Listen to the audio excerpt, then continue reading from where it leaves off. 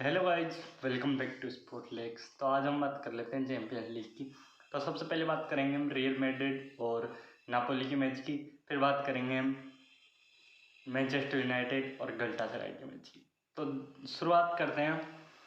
तो real Madrid का game जैसे अंदाज में स्टार्ट होने की उम्मीद थी वैसे अंदाज में स्टार्ट हुआ कि वो स्टार्टिंग में गोल कंसीड कर जाएगी, और ये होता आ रहा है उनके साथ इस पूरे सीज़न से कि वो स्टार्टिंग में गोल कंसीड करती है और 15 मिनट के अंदर 20 मिनट के अंदर ज़रूर कंसीड करती है। हालांकि बाद में जाके बेलिंगम के चलते वो इक्वलाइज़र बेलिंगम के चलते लीड में आ जाते हैं हर बार की तरह इस बार भी, लेकिन कंसीड कर जाते हैं। तो यहाँ पर इम्प्रूवमेंट की ज़रूरत है उनको।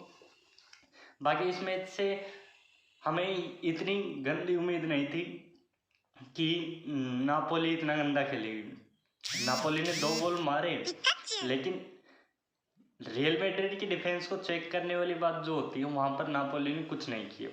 2 गोल मारे, उसके अलावा उन्होंने पूरे मैच में ऐसा कुछ नहीं किया जिससे रियल मैड्रिड का डिफेंस ट्रबल में आए, जो कि आ जाता अगर वो थोड़ा सा कुछ एक्स्ट्रा करने की सोचते, थोड़ा उनके अटैक में थ्रेट आती, रियल मैड्रिड का डिफेंस खुल जाता उस चीज़ को लेके।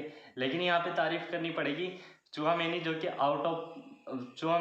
कामाविंगा जो कि आउट ऑफ पोजीशन खेल रहे थे लेफ्ट बैक, और उन्होंने जो कल काम किया है, ऐसे कह सकते हैं कि बहुत सारे अटैक चुआमेनी वो कामाविंगा के चलते नापोली के रुके हैं, क्योंकि भाई जहाँ पर भी था या तो इंटरसेप्शन कर रहा था या टैकल कर रहा था और आगे रन बनाकर ऐसी ऐसी बॉल डाल रहा था आगे बेलिंगम विनीसियस को कि वो एक तरह से नापोली की डिफेंस को टेस्ट करने वाली बॉल थी।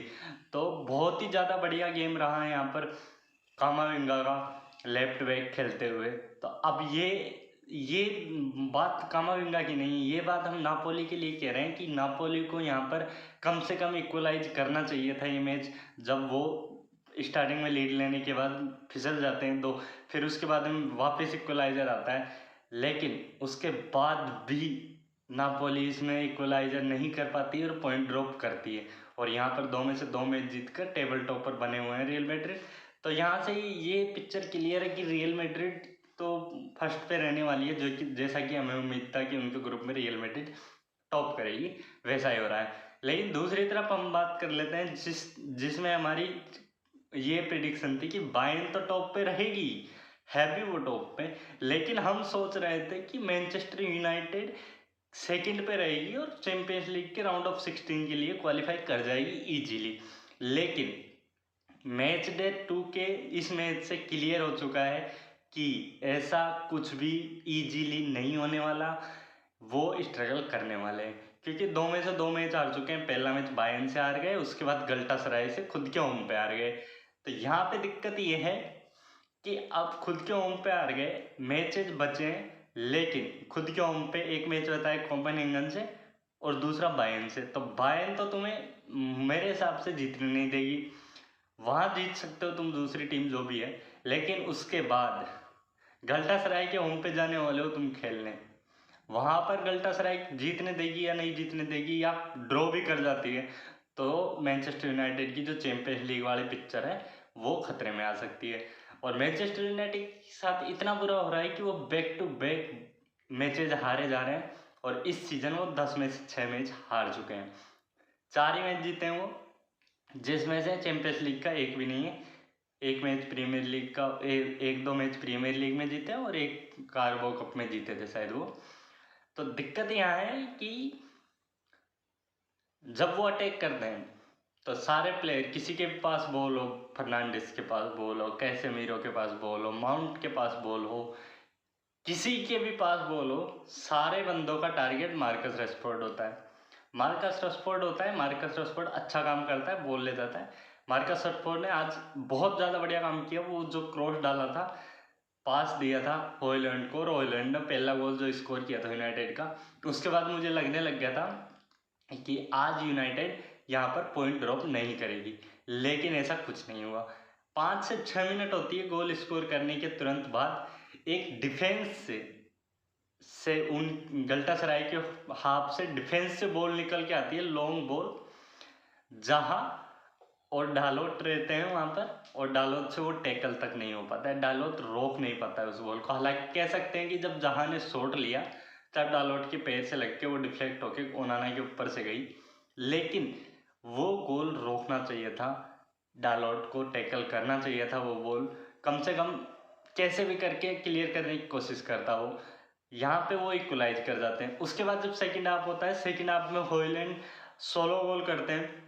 पासिंग में थोड़ी सी गलती होती है, हाई प्रेस कर रही होती है गलटासराय, और हाई प्रेस के चलते ही मैनचेस्टर यूनाइटेड के पास 2 गोल अपॉर्चुनिटी आई थी, क्योंकि जब हाई प्रेस में पोजीशन लॉस्ट होती है तो तुम्हारा डिफेंस ओपन हो जाता है, कोई अच्छा रन बनाने वाला चाहिए होता है।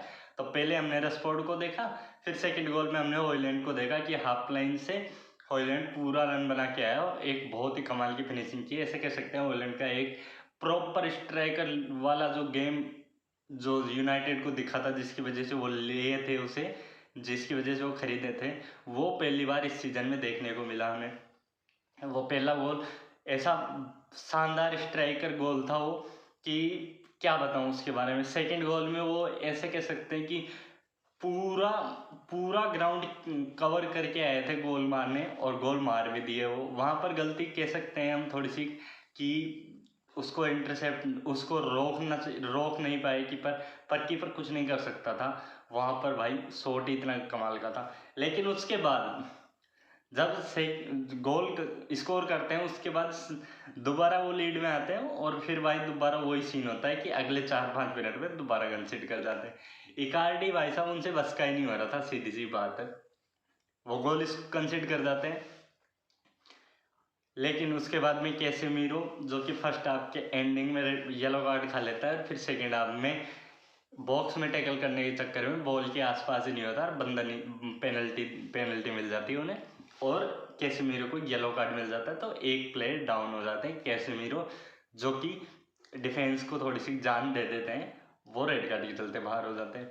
उसके बाद हालांकि इकार्डी पेनल्टी मिस कर देते हैं, उनका सीन चल रहा है अभी पेनल्टी मिस करने की, उनकी पिक्चर ऐसे चल रही है। लेकिन उसके बाद वो फिर से 3 मिनट के अंदर गोल कंसीड कर गए। वहाँ पर फिर से कह सकते हैं मैनचेस्टर यूनाइटेड खुद के होम पे पहली बात तो अपनी लीड को होल्ड नहीं कर पाई, दूसरी बात जो इक्वलाइजर हुआ, पेनल्टी मिस हो गई, उसके बाद भी वो होल्ड नहीं कर पाए। तो कह सकते हैं गलटासराय ने पूरी तरह डोमिनेट किया यूनाइटेड को। तब यूनाइटेड के लिए दिक्कत बढ़ चुकी है, हो सकता है वो चैंपियंस लीग से बाहर हो जाए, या हो सकता है वो टॉप 4 टीम, जो 4 टीमों का ग्रुप है उसमें चौथे नंबर पे आ जाए। कुछ भी हो सकता है, जिस हिसाब से भी खेल रहे हैं उस हिसाब से हो सकता है। कोपेनहेगन को, अगर कोपेनहेगन के अगेंस्ट कोपेनहेगन ने इनसे कैसे भी करके ड्रॉ विन कैसे भी करके 1 पॉइंट ले लिया ना, तो इनकी पिक्चर खतरे में है पूरी तरह। यहाँ पे गलटासराय का जो गेम था, उस हिसाब से मुझे एक रत्ती भर भी एक चांस नहीं लग रहा, भले ही सारे प्लेयर वापस आ जाए इंजरी से, कि ये गलटासराय के ग्राउंड पे जाके गलटासराय को हरा देंगे। 1% चांस होता है ना, जो दिखता है कि भाई हाँ कोशिश तो करें, वो दिख ही नहीं रहा, क्योंकि लड़ने का जज्बा ही नहीं है। सारे प्लेयर्स ऐसे गोल खाते हैं, ऐसे हो जाते हैं जैसे कि भाई हाँ हो गया मैच खत्म। 1 गोल खाने के बाद, जैसा कि हमने प्रीमियर लीग के जो पिछला मैच हुआ था उसमें देखा था, 1 गोल से आ रहे थे और बहुत ही चूतिया पे स्टाइल में आ रहे थे, बहुत ही गंदे स्टाइल में हार रहे हैं ये मैचेज। और ये कल वाला मैच भी देख लो, लीड में आए खुद के होम पे, उसके बाद लीड गवाई, उसके बाद फिर लीड में आए, फिर लीड गवाई, पेनल्टी मिस करी प्लेयर ने, लेकिन भाई को तो इक्वलाइजर से संतुष्ट नहीं था, फिर दोबारा गोल खा लिया। जितनी कमियां निकालनी होती है उतनी निकाल सकते हैं यूनाइटेड, अभी उस स्टेज पे है। कह सकते हैं यूनाइटेड और चेल्सी सेम पोजीशन की टीमें बन चुकी है अभी, हालांकि चेल्सी के पास पैसे हैं, यूनाइटेड के पास वो भी नहीं है।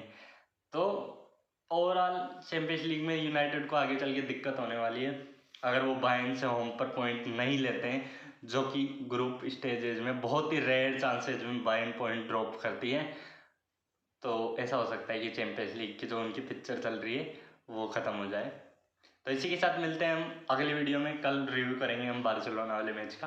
तब तक के लिए टेक केयर। कमेंट करते हुए जाना कि मैनचेस्टर यूनाइटेड के कौन से प्लेयर से आपको कौन सा प्लेयर का परफॉर्मेंस ऐसा लगा कि हाँ ये इम्प्रूव करना चाहिए कल के मैच में। मुझे तो ऑलमोस्ट सारे प्लेयर लगे, कुछ प्लेयर्स को छोड़ के।